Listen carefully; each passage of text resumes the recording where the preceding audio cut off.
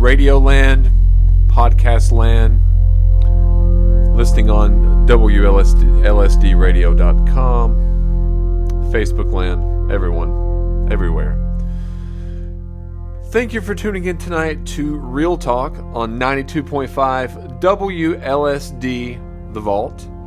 Like I said, WLSDradio.com is where you can listen online, and you can check us out on all the social media pages. That is the Facebook, Spotify, YouTube, Instagram, and TikTok, The Other People's Show.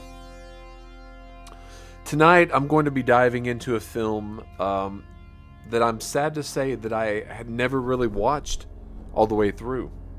I'd seen bits and pieces now and again, and I would often watch it, early in the morning, 2, 3, 4 a.m., and just due to the time period, I would fall asleep because it's kind of a slow burn of a movie. But it's a movie that has gained a cult following over the years, and with good reason, and that is John Carpenter's The Thing. It's about a research team in the Antarctica that is hunted by a shape-shifting alien that assumes the appearance of its victims. Hey, Destiny. But before we get into tonight's show, I wanted to give a shout out to last week's giveaway winner.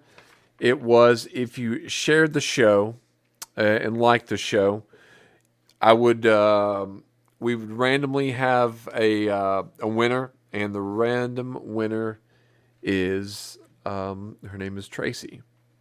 Can't think of her last name, but she is the winner tonight. She won $25 for sharing and liking our show online. And please go and do that. It's much appreciated. You can go to all the social media pages. If you have Spotify, please go on there, like the show on there, leave a comment if you'd like. Or if you are interested in a certain movie or some topics, please leave that in the comments, and we will be checking those out. So, Tracy, you have won the $25. Thank you. And please continue to do this every week, like and share the posts. So let's get on with the show. So if you know John Carpenter's movies, you know he is the director of many, many classics. You've got the early Dark Star, Assault on Precinct 13. Obviously, you have Halloween, the godfather of all horror movies. He directed Kurt Russell in the 1979 version of Elvis. You have The Fog, Escape from New York, which is his first pairing with Kurt Russell. Halloween 2, he did not direct, but he was the screenwriter and producer and composer. And then you have The Thing, that came out the following year in 1982. A few other of his notable movies is Christine, Starman, Big Trouble in Little China, Prince of Darkness, They Live, Memoirs of an Invisible Man, a segment in the trilogy of short films Body Bags. He had the movie In the Mouth of Madness, which a lot of people say that is his last great feature film. And I've only seen a bit of it, but I do want to catch it again, so I do want to check that out. Village of the Damned, which is Christopher Reeve's last film before his horrendous, horrible, tragic accident of horseback riding and getting paralyzed.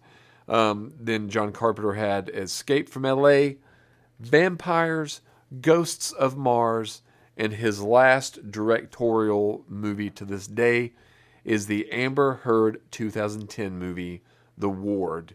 And it's okay. It's, it's not as good as a lot of earlier John Carpenter works, but it is on his resume. So we're going back all the way to 1982, and although it is November 1st, we're going to kind of like bookend the October month. Often we will do, we'll dive into more thrillers or horror-related movies, or kind of movies that might not be on everyone's radar, but I'm sure a lot of the people that are in the movie community do know The Thing, and they do know The Thing much, much better than I do. And this is a movie that I'll start off right away saying that I definitely want to watch it again.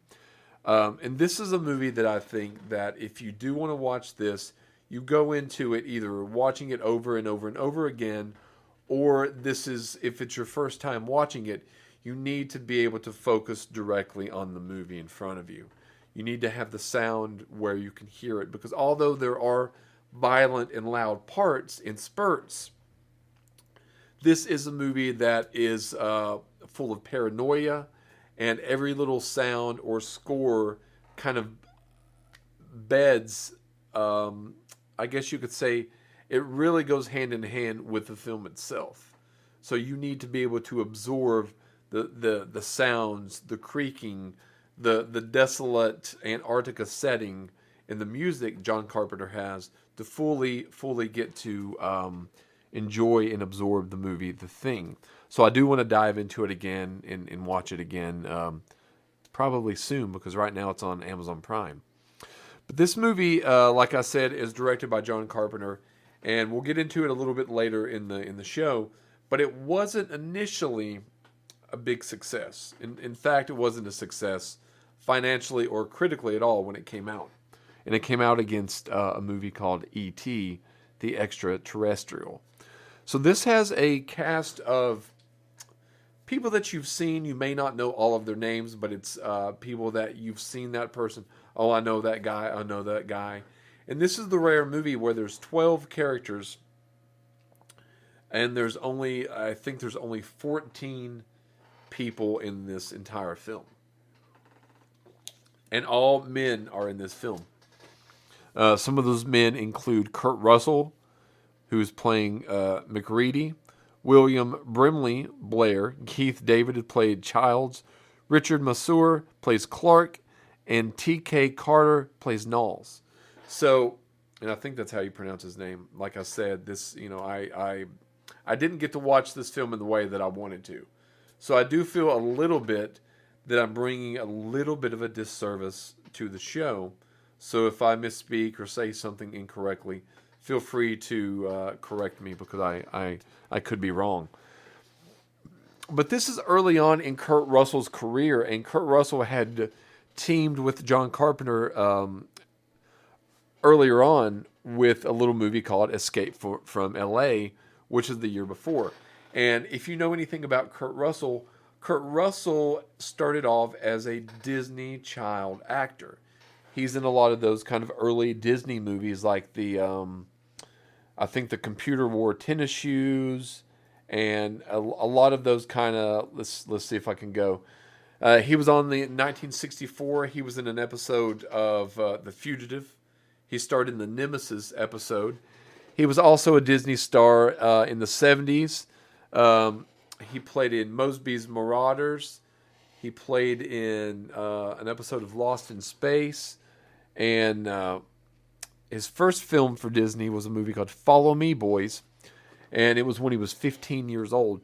So Kurt Russell was coming out of kind of this Disney age of being a teenage actor in the Disney years back in the 60s and 70s.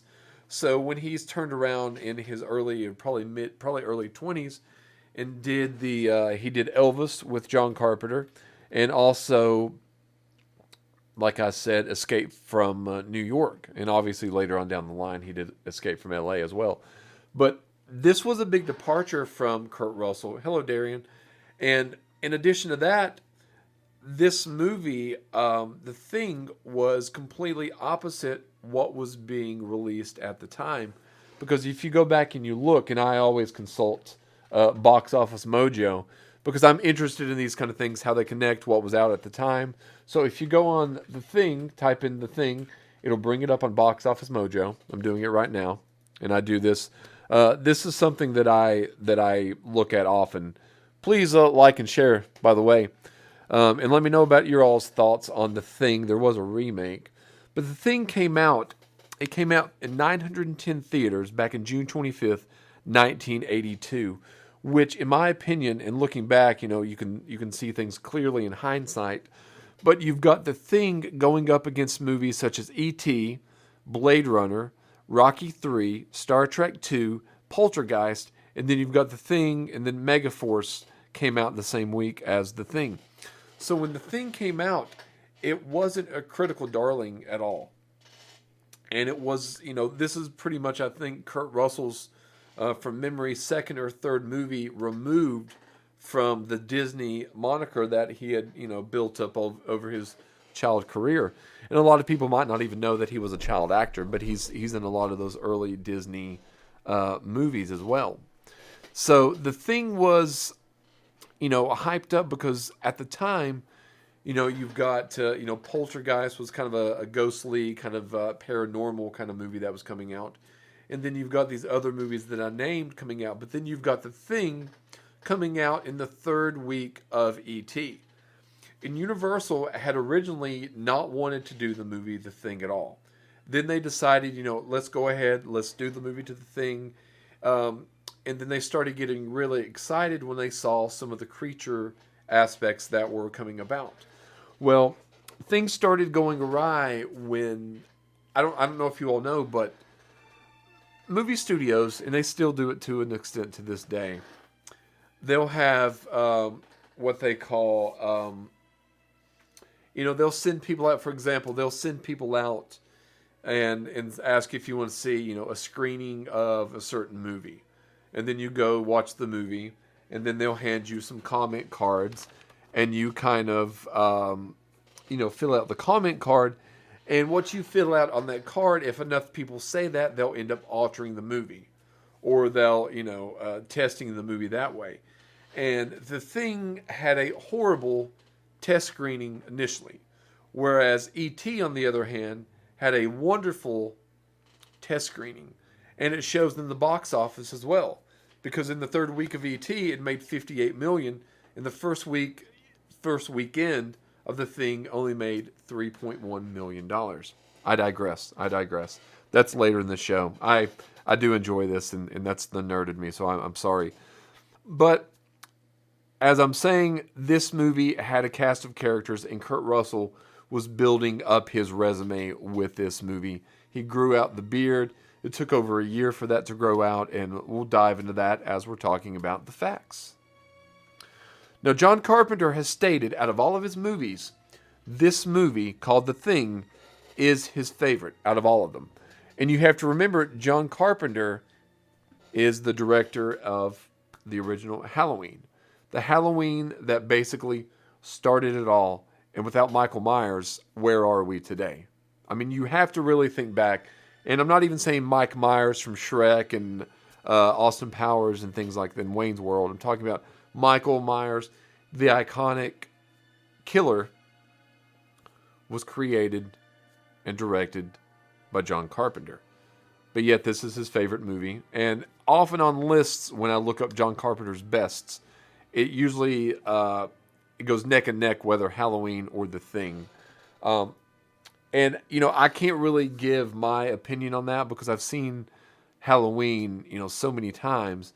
And I've only seen The Thing this one time. So I'm going to have to give The Thing a few more watches to see how I rank it in the John Carpenter films. Now, this film is considered a benchmark for all creature special effects. Creator Rob Bottin was only 22 at the time. And the creator wanted originally not to only create the effects, but he wanted to play a role in the film. And I forget exactly which role he wanted to play, but he did want a role in this film. But after doing the creature effects, he actually ended up going into the hospital because of exhaustion, because of how much work it took to do these special creature effects in the movie.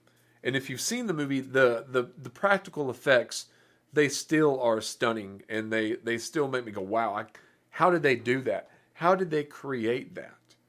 That it at some points it was grotesque in a lot of those scenes, but it fit what he was trying to create. But how did he create that? All the way back, honestly, in 1981, because the film was filmed a year before it came out. So back in 1981, practical effects, they were able to create something that stands the test of time up until now, all these, 42 years later? 43 years later, basically. And like I said just a moment ago, it took a year for Kurt Russell to grow out his hair and beard for this role. And if you go back and you look at, Kurt Russell, Disney, you'll see a lot of pictures that just pop up, and it's the clean shaven, the young 15, 16, 17-year-old fresh face Kurt Russell. But in this film, he has long hair, he has a beard, and one of the opening scenes, he's playing chess, and then he's sitting there and he's drinking. I think he has a bottle of scotch. So it's quite the contrast to the computer wore tennis shoes Kurt Russell. Like I was saying, this film is a box office flop at the time. We'll get into that in just a second. But in the following years, it's grown and grown, and the following of this movie is just gargantuan now. And almost everyone that loves cinema or John Carpenter or horror movies, this is one of the movies that most have seen, I'd say 86% of the time. And another thing, a little trick that they used, and this is a cool trick, to make the movie takes place in a very cold and isolated Antarctica. But to make shots of his, so we could, see his breath more, would appear more in the movie, make his breath appear more visibly in the scene, Kurt Russell would often take drags off of cigarettes between certain shots. Because obviously when you're blowing out the smoke, you're going to be able to see it more visibly on the screen. Although a lot of the time, they did make the build sets and kept it almost freezing temperature degrees while filming in there as well. This is the first film, however, in which John Carpenter didn't score himself. And Ennio Morricone was brought in for the low-key score. And just like I was talking about earlier in the show, it's nice compliment, and it's very subtle, and it comes in, and it's kind of a nice, I don't want to say a cozy bed, but it fits nice under. It's called a music bed. But it fits in quite nicely, and it gets the point across through music also. There's a female voice on the computer early on in the movie when Kurt Russell is playing chess. He's playing this 1981 version of chess on the screen, and there's a computer voice, female voice, and that was actually John Carpenter's wife, Adrienne Barbeau. So that was Adrienne Barbeau as the female voice in that. The female voice, as we were talking about a couple weeks back in Halloween 3, was that of Jamie Lee Curtis, which was not a John Carpenter directed film, but he did have quite a bit involvement with that as well. Now, the budget of this movie was $15 million. And when you watch this movie, you can actually tell where this money went.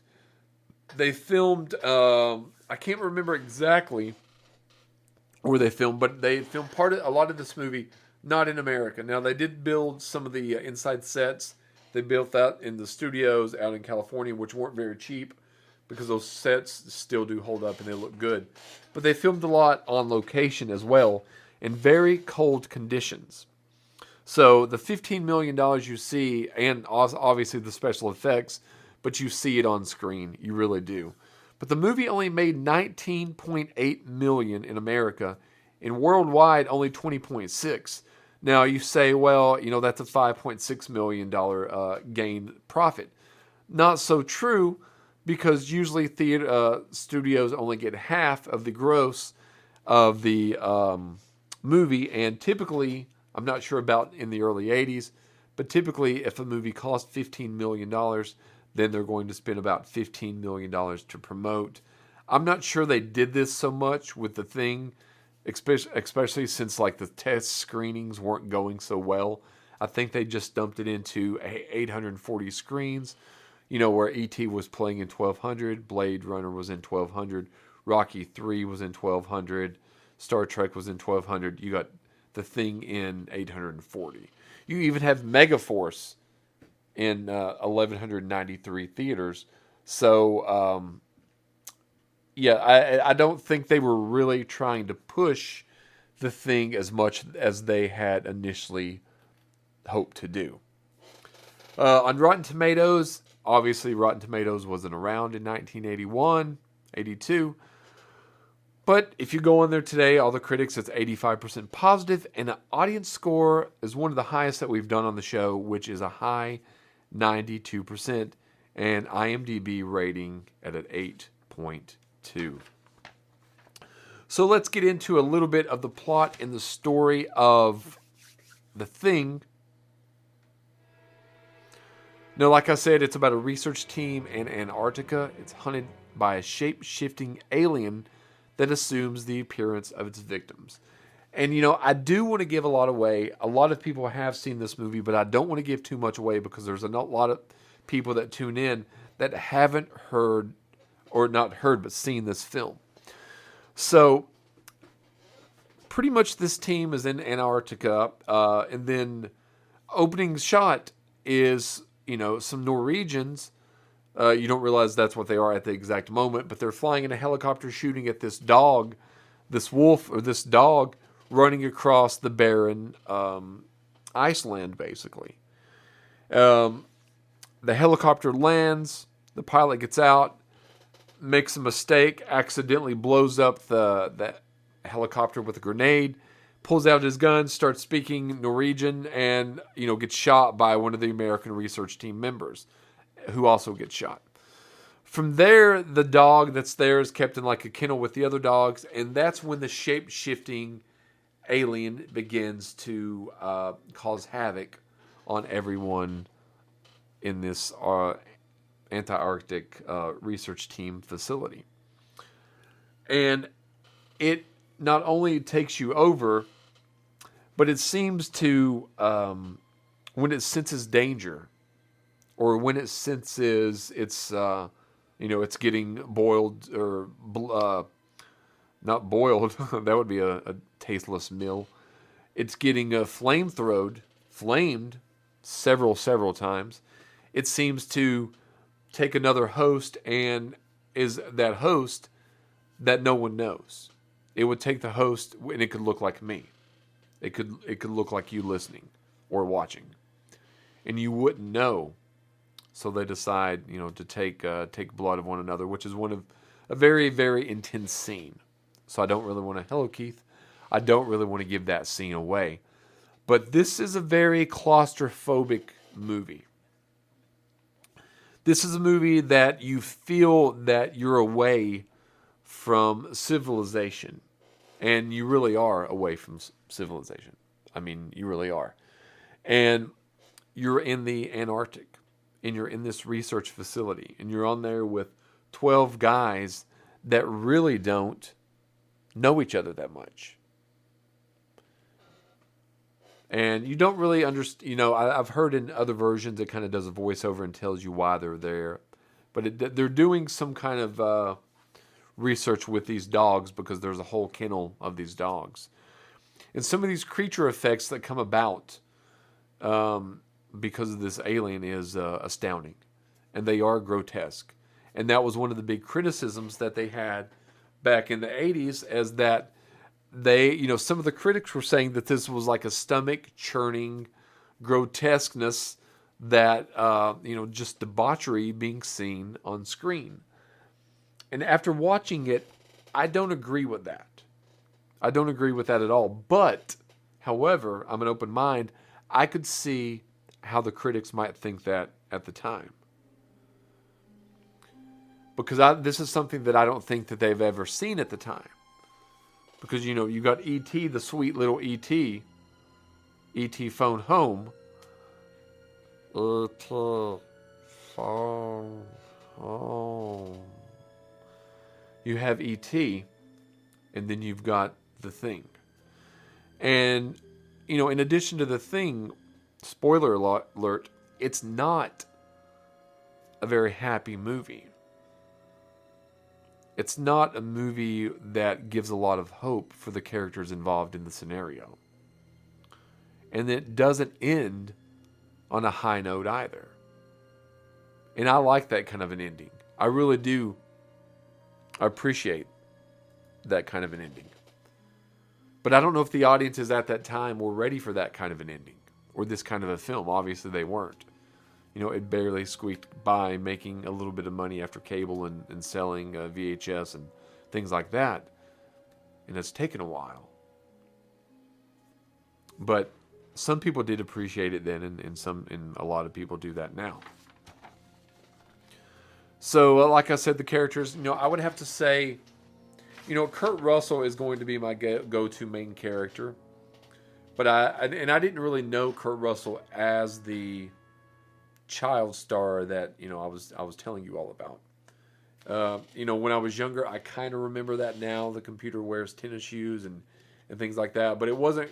I didn't know him as Kurt Russell.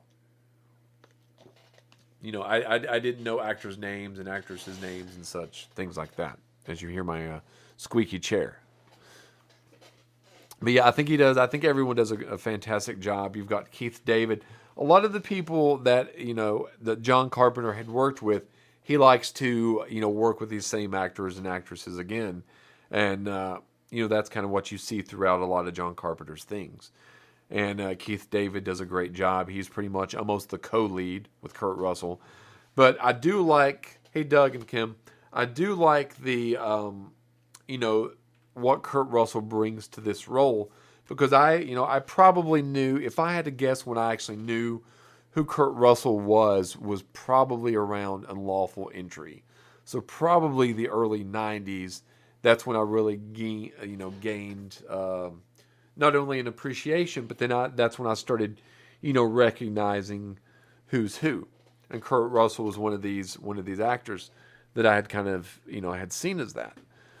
And Kurt Russell had went on to do a lot of work that that I'd seen, but up until this point, I had not really seen Kurt Russell in this type of a film. But yeah, I think he does a fantastic job. I think he's cynical. I think he plays it just right. He commands the screen, but every person in this cast, when they're on screen, they do command the screen, and they do a fantastic job in that regard. A very good job in that regard. My favorite or least favorite scene. This was something when I was watching it, I always try to think what I'm going to talk about as far as my favorite scene goes. And I don't have a favorite scene per se. I know a lot of people say that their favorite scene is that of, when they're doing the blood test, because it's very, it's a slow moving scene, and it's very intense.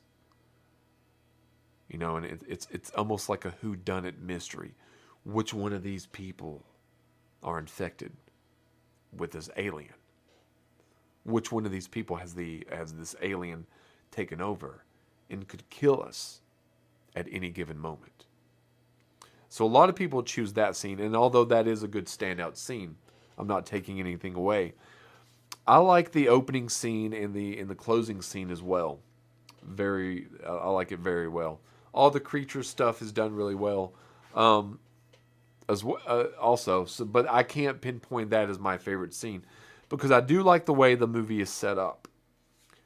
And there's about 7 minutes, I think it was 6 minutes and 55 seconds went by, when the only dialogue that was said at the time was when Kurt Russell says a comment to the chess computer that he's playing on chess.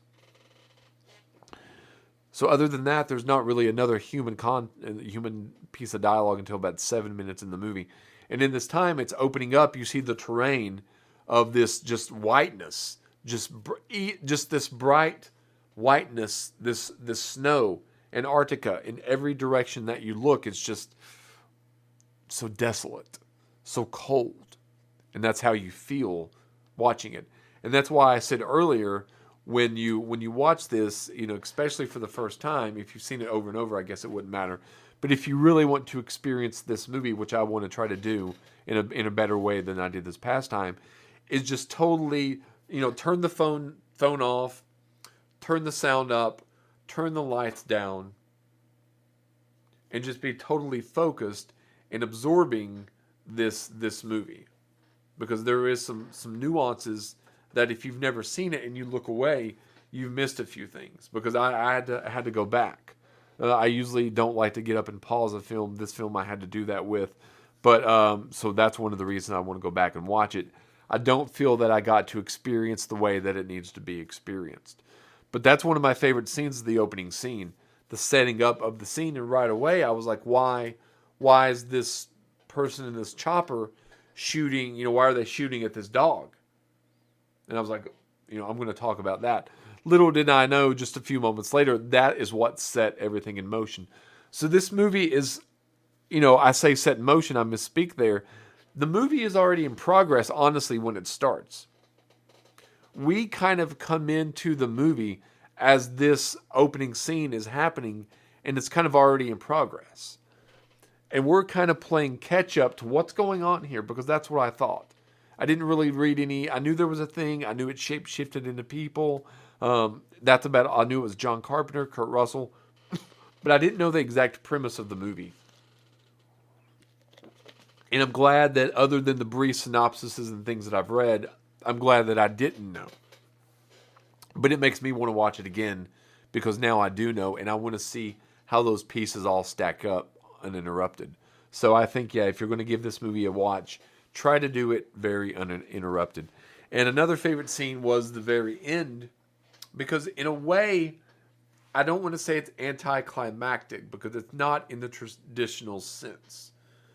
And I don't want to give it away if you've not seen it, but there's these two characters, and they've kind of butted heads throughout this entire movie, and then they're kind of left, having this dialogue with one another. And I think it's very interesting how it all kind of wraps up, and it's a very open-ended movie, and you cannot kind of interpret it the way that you feel. Now, I'm sure there's a way that that it was written to be, and maybe what John Carpenter says it is, or Kurt Russell, or whatever. But in all honesty, what's on screen is up for, when it's over, how you make it, what you say about it, how you feel about it. And that's kind of what I think as well.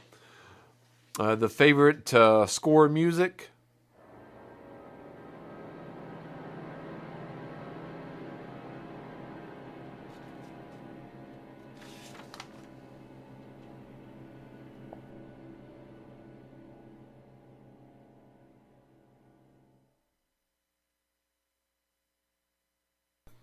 I mean, I do think the score was pretty good. It had, it was chilling. It added that little. Hey, Kelsey. It added that little bit of oomph. It might make you jump. It might make those little hairs on your arms stand up. It might make you feel paranoid or claustrophobic. But it's adding all these little elements to enhance your experience. So if you have, a good sound system, or you're able to turn your TV up and really focus and listen to how the music is actually complementing the film, just like this: paranoid, claustrophobic. They're isolated in the Antarctic, but they're confined somewhat to their base, their little research facility, and there's no one coming to get them. Thank you, Kelsey. Thank you much. She sent me a star. Much appreciated. But there's no one coming to get them. And how would that feel to you? That you're stuck. You've battled this creature that you've just discovered, and you're stuck in this cold, desolate place. Help is not on the way. There's no aircraft or chopper anymore that can get you off this. What are you going to do? How are you going to feel? And that's what these people are feeling. And that's what this music, and if you can't hear on the Facebook feed, WLSDradio.com, you can hear the paranoia that I'm sure all the people listening on the radio or in the car are feeling. Cut that music down. Cut the music down. But that's what you're supposed to feel. So I think it does a really fantastic job with the score and the music. Originality, when I'm talking about originality, a lot of things, could be original then but not be original now. That is a very good possibility. But it seems at the time that this was out, and even now to a certain extent, that this is a very original movie. and it's got a very exact look to it.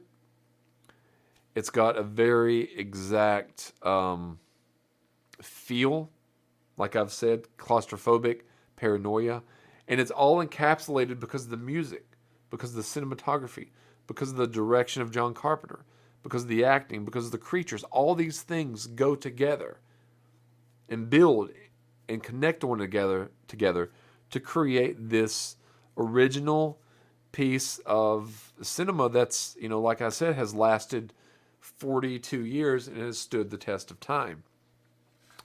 The poster. Now, if you look at the poster, and I've posted it on my Facebook page and the Other People's Show page, but if you look at the poster is pretty much of someone in, I don't know exactly what kind of a coat that is. It's like a winter coat with a hood on it, and you can't see the face because the thing basically is faceless because it could be any of us. And it's kind of like you see the tundra, behind, and it's very effective, I think. But John Carpenter originally, and I didn't know this until earlier today, originally didn't like the poster because he thought that it made the movie look like a cheap slasher film. And I could see how it would say that, how he would think that as well. But, there's other posters over the years, and I know different countries have some different posters. But I think the poster is a very iconic poster. And I did think about ordering it just to have in my home studio. I like to decorate this one wall with a couple of posters. And I'm thinking about, maybe adding another just to give it a little bit more pizzazz. So would I recommend The Thing? I would recommend The Thing. If you have not watched John Carpenter's The Thing, and you're not grossed out, because I'm not going to lie, the creature is, grotesque. It's gross, gory at some points. But that's not even honestly why I even like the movie. I mean, that adds to it, of course, if you like that kind of thing. But I do like I've stated on the show many times, the slow burn of a movie. The actual thrill of the movie. The actual putting yourself in, what's going on? How would I react to this? What would I do? And, if it really happened in real life, I guess one of the only differences is you wouldn't have, music accompanying you as you're trying to kill this, worldly, out of this world alien. I guess that would be one of the biggest differences. But yeah, I would definitely check it out. It's right now on, I watched it on Amazon Prime, so I do know it's airing on there. And I definitely think that you should definitely check that out.